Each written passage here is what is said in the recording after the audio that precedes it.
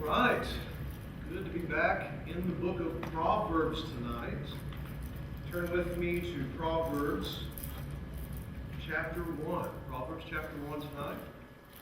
And we are going to be looking at verses 8 through 19. I'm really excited. This is the third study in Proverbs that we have had. I'm very excited to get back into our study. And I pray the Lord will bless us tonight. We have been we've looked at a brief introduction of Proverbs. We looked at Solomon, who he was, just briefly. And one of the big things we saw was that, if you look back in verse number 4, to give prudence to the naive, to the youth, knowledge and discretion. One of the big things about Proverbs is it's written for the youth. It's written to instruct the youth, to help them. Notice there, it aligns the youth with the naive there. Not that all youth are naive, but normally, of course, young people, kids, they need teaching. They need instruction, as we're going to see tonight. And here in the Bible, Proverbs, one of the main audiences of Proverbs is for the youth. And we'll see tonight that not only is it for the youth, but it's for parents to teach the youth. It's an instruction manual for people who are raising children. And it's something that needs to be taught in church. And it's something, honestly, that needs to be taught in every institution around. Every institution needs to have the Proverbs taught, wisdom taught. And then we looked at verse 7.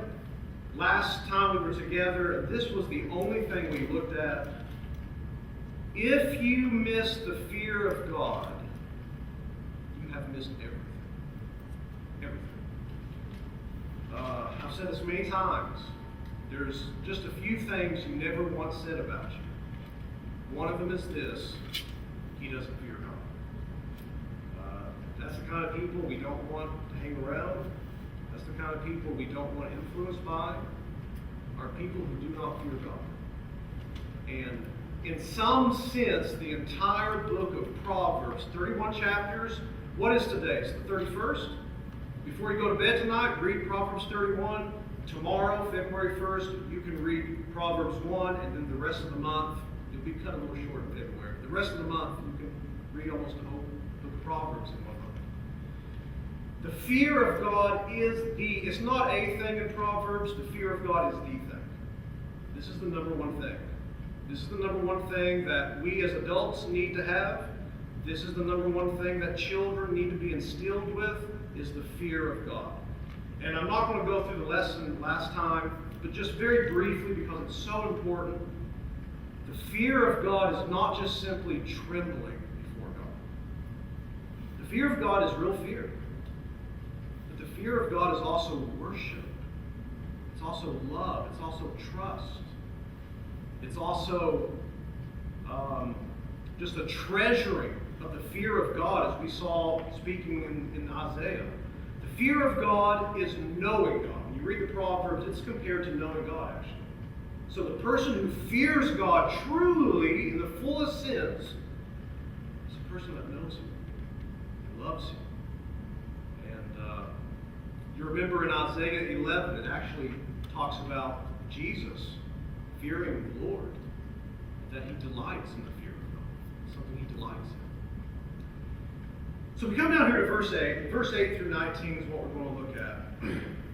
And in some measure, verse 8 through 19 is the illustration of verse 7.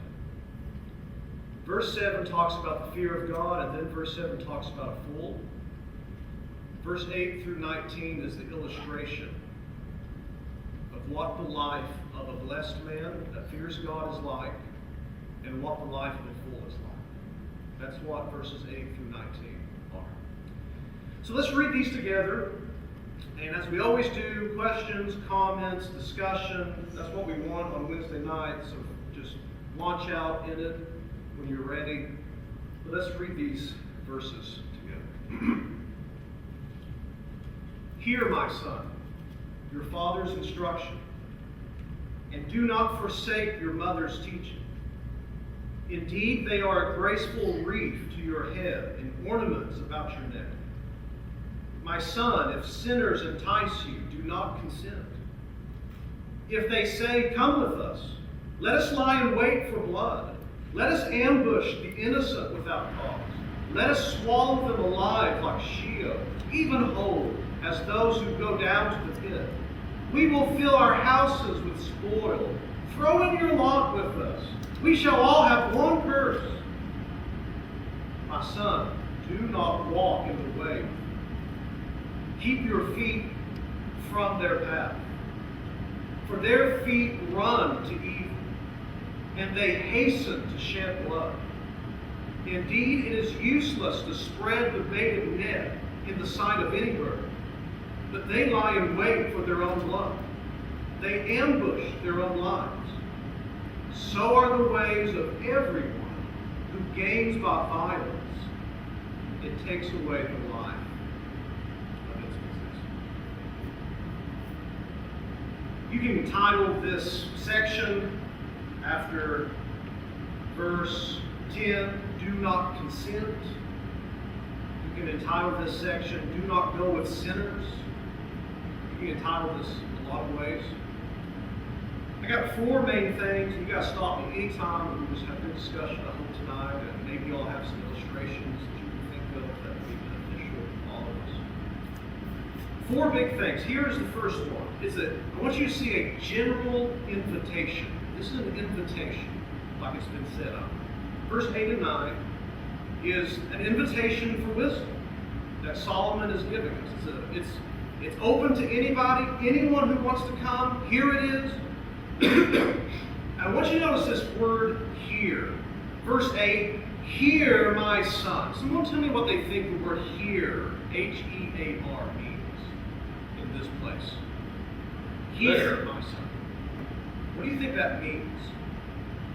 Listen. It means listen, yes. Yes. I do think it means more than simply, hey, hear what I'm saying. It means to do what he's saying, right? What's it say about the wise and foolish in Matthew 7? It says, Jesus says that both the wise man and the fool, they both heard what I said, only one did what I said. That was the wise man. So when Solomon says here to hear, what he's saying is, don't just simply let my words come in your head and out the other end. I want you to hear and obey. Actually, just go down to the end. Come on in. Good to see you tonight. Hey, good to see you. No, glad you're here.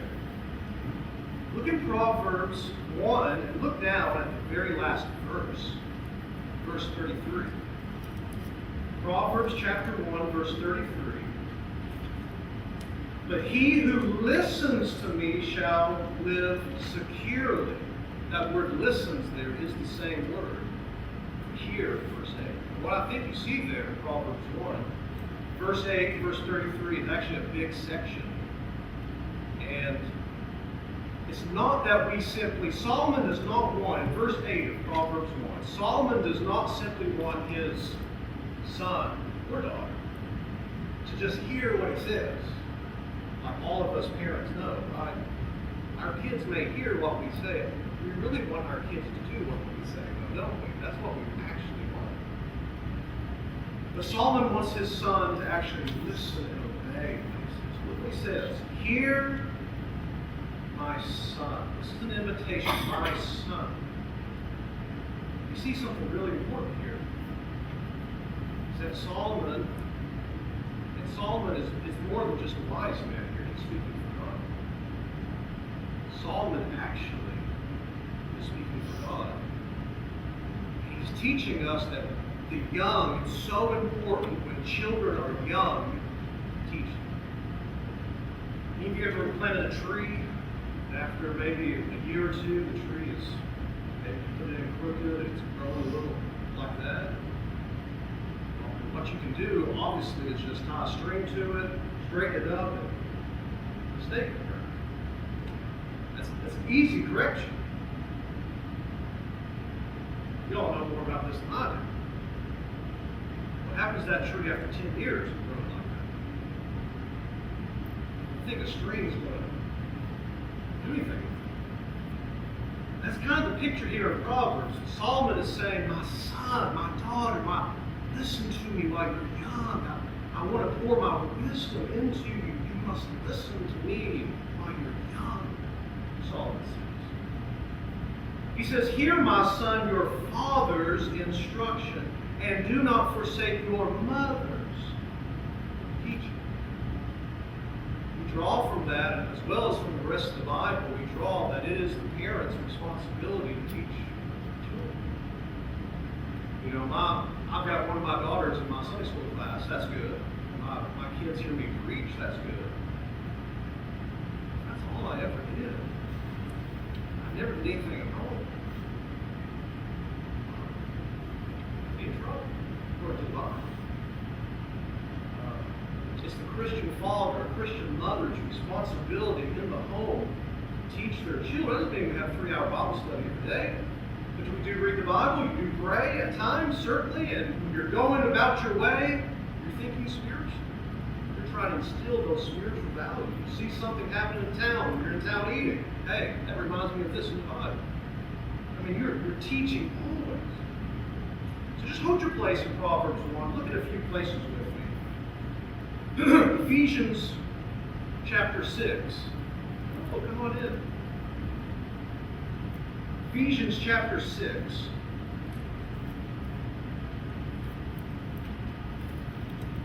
Ephesians 6 shows us very plainly a father's responsibility at home to teach the children. Ephesians chapter 6. That's one of the amazing things about the Bible. The Bible is not this book of... How many of you have heard of the ivory tower? You know, you got these people in the ivory tower somewhere. They're thinking about things no one ever thinks about. You know, maybe they'll come out of the ivory tower one day. No. The Bible's not an ivory tower book. The Bible is a grassroots level book.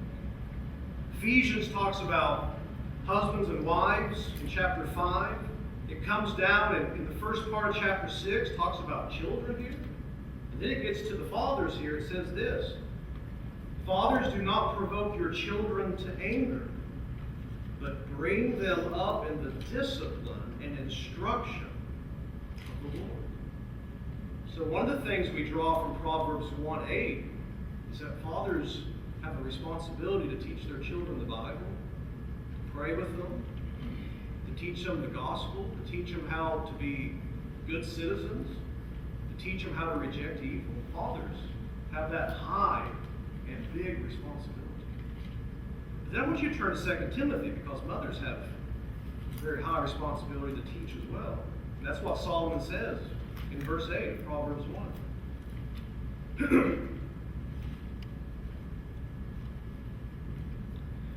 Excuse me, I tell you, this little cough is getting better. This little cough has stayed with me for a long time. Maybe some of you are feeling your own effects of that in your own life right now. 2 Timothy chapter 1, verse 5. Paul is writing to Timothy here. And he says, for I am mindful of the sincere faith within you, which first dwelt in your grandmother Lois. He doesn't say his grandfather, he says his grandmother. He says, this faith, Timothy's a preacher, pastor. He says, Timothy, I remember this faith came, your grandmother had this faith to start with, he says. Then he says this in verse 5. And your mother Eunice. He doesn't say his father. Do you know why he doesn't say his father? Because the book of Acts says his mother was a Jew who was a believer, but his father was a Gentile. He wasn't a believer. His father wasn't a Christian, but his mother was. And though his father was not a Christian, his mother and grandmother still apparently taught him the Bible. Many of us here, not on everyone's testimony, we can think back to a godly grandmother who prayed for us, or a mother who taught us the Bible. And that was Timothy's testimony. Turn over to the 3rd chapter of 2 Timothy. 2 Timothy chapter 3. How did Timothy come to know the Bible? Well, 2 Timothy chapter 3, verse 14 and 15. You, however, continue in the things you have learned and become convinced of, knowing from whom you have learned them. Well, who did he learn them? Well, he learned them from Paul. He also learned them from his parents, his mom and grandmother, didn't he? Verse 15, and that from childhood you have known the sacred writings, which are able to give you the wisdom that leads to salvation. Timothy was taught the Bible when he was a child. Excuse me. If you go back to Proverbs 1, where we're at tonight, we're still in verse 8. That's what we see here.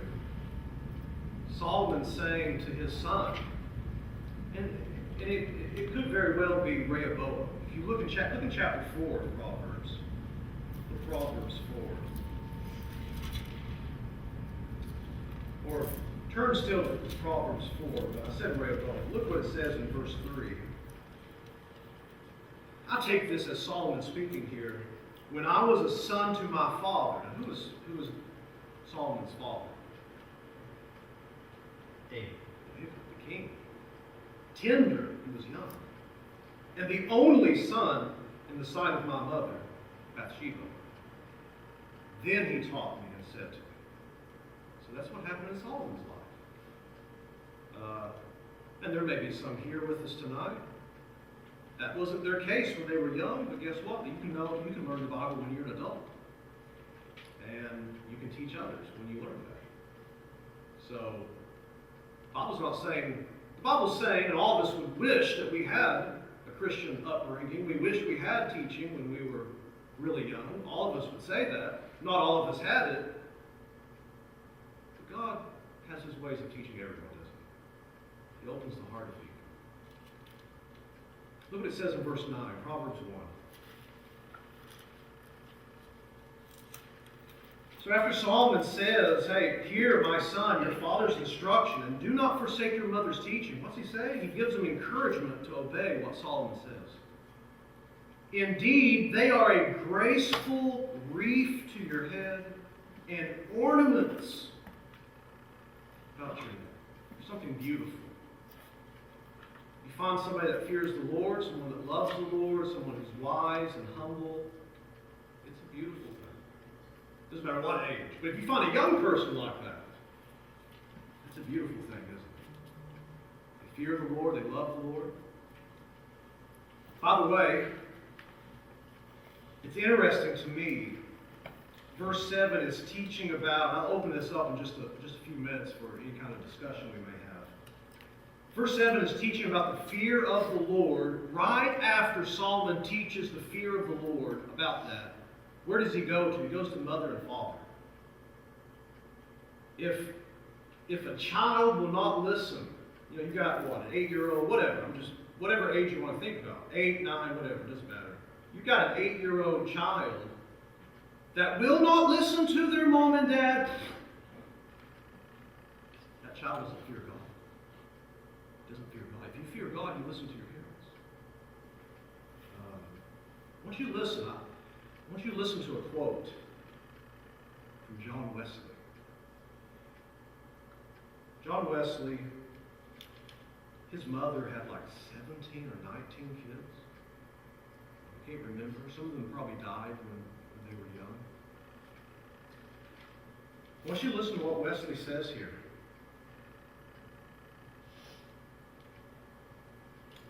He says, now you have to hear what he's saying. He's not saying the parent is God to his child. He's not saying that. But hear the spirit of what Wesley says here. The will of a parent is to a little child in the place of the will of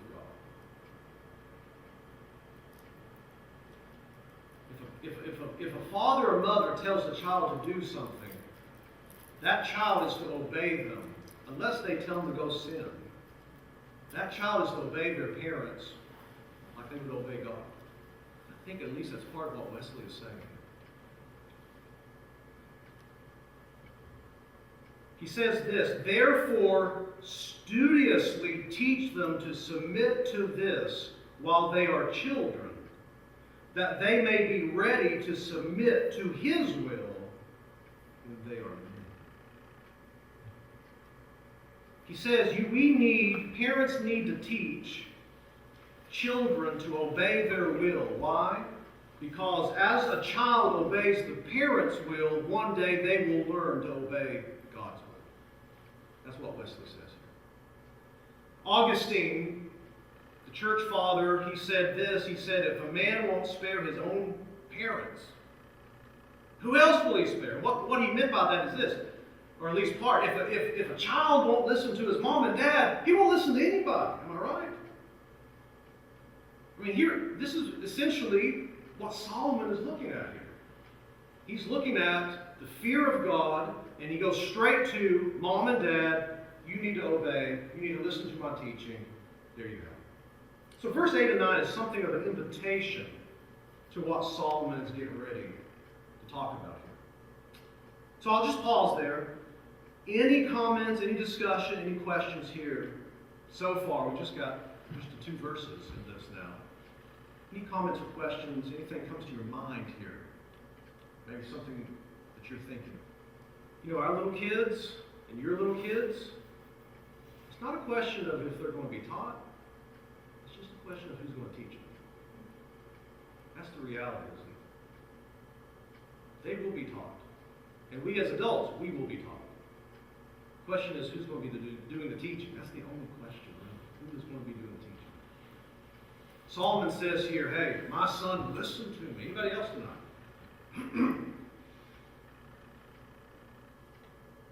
Look in verse 10.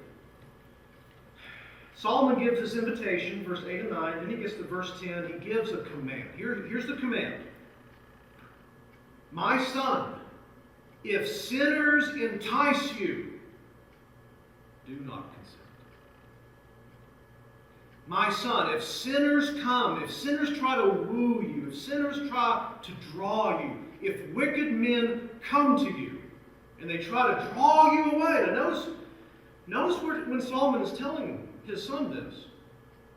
Solomon is not waiting till this happens. Can you imagine that? Can you imagine in the midst of temptation, all this is coming, oh, hey, son, don't do it.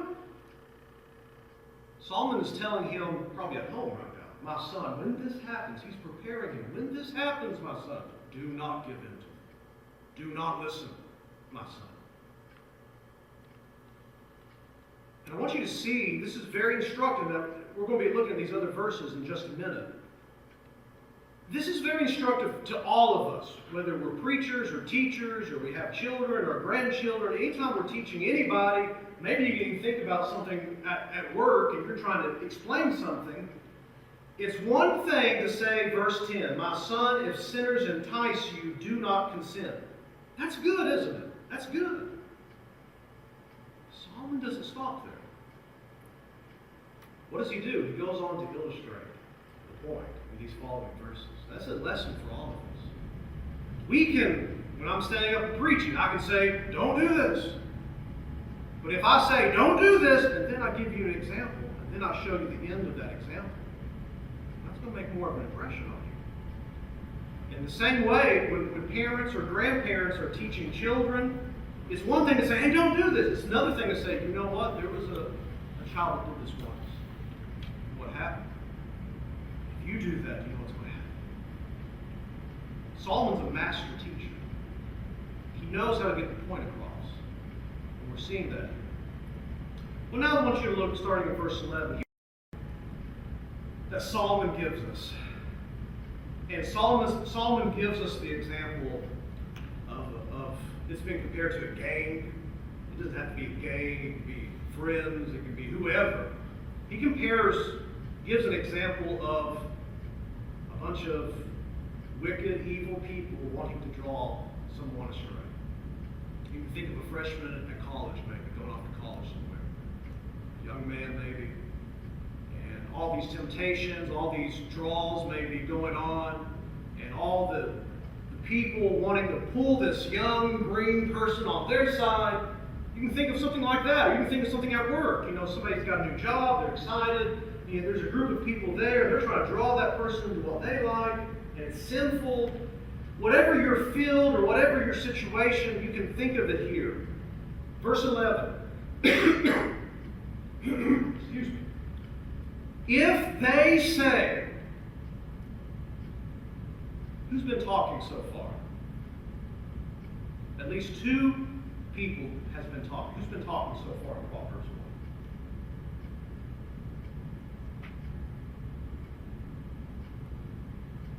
Well, verse 11, you have they, the sinners, talking. Verse 8, you've got Solomon saying, my son.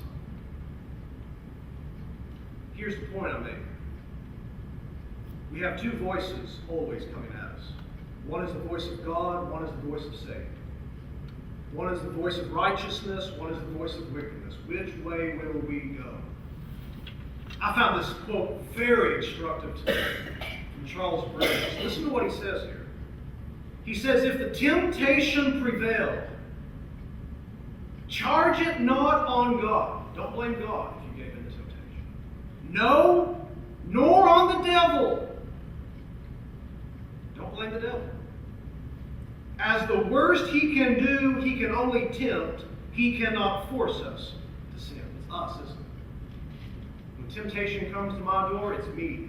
If I give in, it's me. It's not God that made me. It's not the devil that made me. It's me. And you see this here. There's two voices. Solomon says, my son, hear me. Hear me. And now he gives the example, if they say, come with us. Come with us. Maybe it's somebody who's lonely and they need a community. Maybe they're at college somewhere. Maybe they're wherever it may be, at the work, at the job site. He says, if they say, come with us, let us lie in wait for blood. We're all together. We're going to lie here. No one's going to see us. No one's going to know anything happened. We're going to lie here and wait. Oh, we're going to wait for it. No, come on. We've done it before. Everything's good. Come with us. Let us lie and wait for blood. Let us ambush the innocent without cause. They won't even see it coming. You got nothing to worry about. Come and join us. Come on. Let us swallow them alive like Sheol, even whole as those who go down to the pit. We're going to take care of them completely. I think some commentators, I don't think I agree with it, but it's good to think about it. Some commentators, I think, even take that as there's not going to be any evidence left. We're going to swallow them. Come on, we've done this. We're experts at what we do. Come on, come with us. We will find all kinds of precious wealth. You've been working hard, making nothing. Come with us. You can work one night and make what you made for this last month. Come on, come with us. We will fill our houses with spoil. Come on with us. Come on. Throw in your lot with us. We shall all have one purse. We're all in this together. We're all buddies. We're going to win this. We're going to be safe. Come with us. I know you feel bad about it, but you grew up in a certain teaching and your conscience is bought. Just forget about that. Did you? Come on, join us. It'll be worth your time, young man, young lady, if you join us. How true that is. How many people have been led astray by the group? How many people have been coerced? That's maybe not the word. How many people have been enticed, as Solomon would say? Come join the group. Come on. No, you come on, let's get something to eat. And one thing leads to another, and now they're doing something they never thought they would do. Maybe that night, maybe 3 months later. That's what Solomon is preparing his son for. My son, I am telling you about the world right now in my living room, so when you get out there, you'll know something about it. My son, I'm telling you right now, your father and mother loves you. Listen to me. I know the world. Listen when I speak to you. If you go out with sinners, you shall be like them. You'll finish like them. That's what we're going to see here in just a minute. This is Solomon speaking to his son. We'll look down here in verse 15. Solomon gives the example. And now Solomon gives the reality. He gives the reality of it. son, do not walk in the way. What did the first thing the sinners said to Solomon's son in this Proverbs 1? What did they say to the son? What was the first thing that Solomon portrayed these sinners saying to his son? Come with us. Come with us. What is the first thing that Solomon says in answer to them? My son, do not walk in the way. Now, I think that's talking about sitting with them. Solomon makes it clear here, my son, I think we can take it this way as well in wisdom and application. My son, I don't even want you to be around them. Son, don't even get around them. Why? They do not fear God. It all goes back to verse 7, doesn't it? The fear of the Lord is the beginning of knowledge. Fools despise instruction and wisdom. My son, be around people that fear God. My son. That's what Solomon is saying to his children. That's what God says to us. Keep your feet from their path. It says on, I think it's Proverbs 5 maybe, it talks about the adulterous woman trying to draw people to her. And Solomon says, don't even go near her house. We can kind of expand on that. Don't even go to her street. Don't even drive in her city if you don't have to. Stay away from her. But I'm strong enough. No, you're not. No, you're not. Solomon's son, but Daddy, I'm strong enough. I'm a king's son. No, you're not, son. You've got Adam's sin in you just like I do. No, my son, you're not strong enough. You need to listen to the wisdom of God. Verse 16, for their feet run to evil and they hasten to shed blood. It happens quickly, quickly, quickly. They run to evil. They hasten to shed blood. Verse 18, but they lie in wait for their own blood. See, this is a father speaking to his son in home. My son, you think it's cool, you think it's really great to go out there, hurt some elderly person, you think it's really good to rob somebody. Oh, you don't plan on killing them, you can just rob them and take their money. You think that's cool? All your friends are doing it. My son, you know what happens to people like that? What, Dad? But they lie in wait for their own blood. They ambush their own lives. And here's the last thing of Solomon in this section here. So are the ways of everyone who gains by violence. It takes away the life of its possessors. Solomon says, my son, your friend's been doing this for 3 weeks and no one's got caught or dead. What do you think is going to happen in 3 years' time? The life of everyone who gains by violence is that it takes their own life. Of course, there's always exceptions to that, right? That's what Proverbs are. These are wise guidance from God. But the exception, as it said, makes the rule, doesn't it? Solomon says, my son, don't go with them. Everything looks great. We all know this, don't we? The devil sells you a bill of goods. He comes to you like this. He's got his bill of goods rolled up. Boy, oh boy. You see it. It looks so good. He says, young man, young lady, you sign right here and I'll take care of the rest of your life. You sign it, and guess what happens? The rest of it falls down like that. You didn't see that, did you? Solomon says, my son, your friends aren't going to tell you the end of their life because they don't even know it.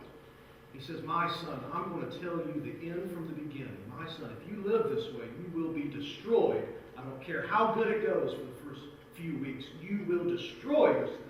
My son, listen to your mother and listen to your father. Well,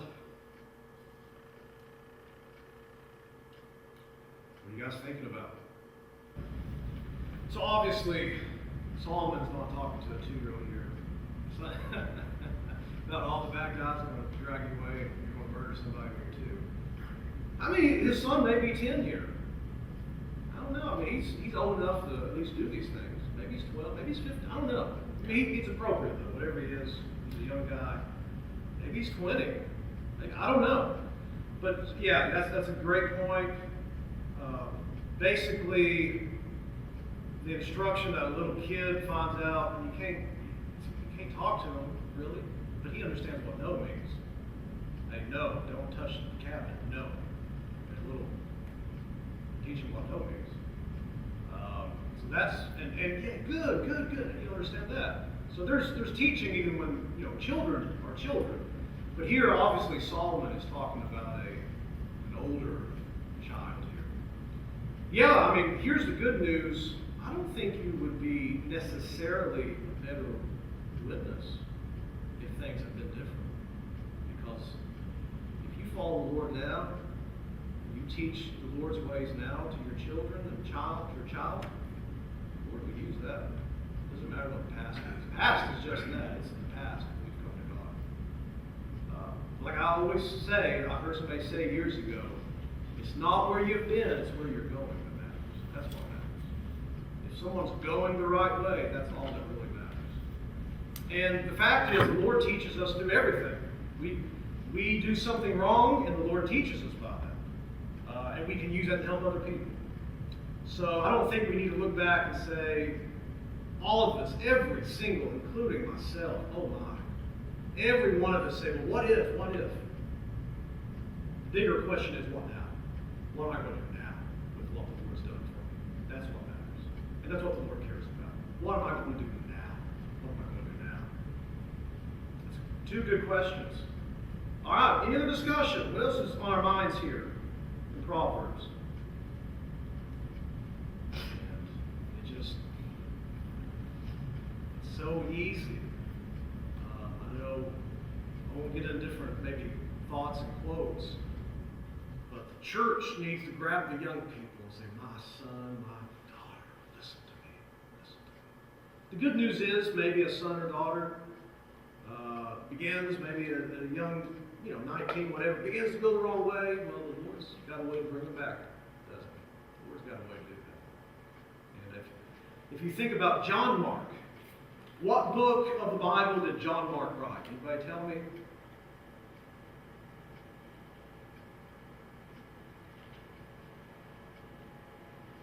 He wrote the Gospel of Mark. And anybody tell me just very briefly the history of John Mark's life? Anybody just give me really quick, what was John Mark's life? There was a time in John Mark's life he went on a missionary trip with Paul and Barnabas, I do believe. And while he was on that missionary trip, he left them. And when Paul and Barnabas was going to go back out, Paul said, no, he's not coming with us. He deserted us. He's not coming. And Paul went off with somebody else, and Barnabas went off. You know what Paul says at the end of his life? He says something like this, bring John Mark too. He can help me. John Mark had been reclaimed.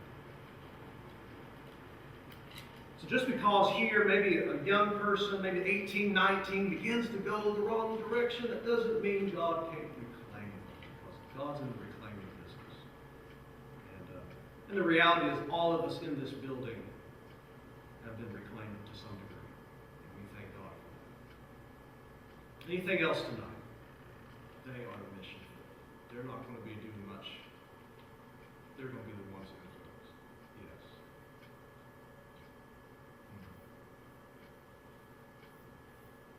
Anybody else? It's like somebody said, all a parent ever does is discipline their children. What's that child going to think? There's got to be a relationship. There's got to be love. Yes. Exactly right.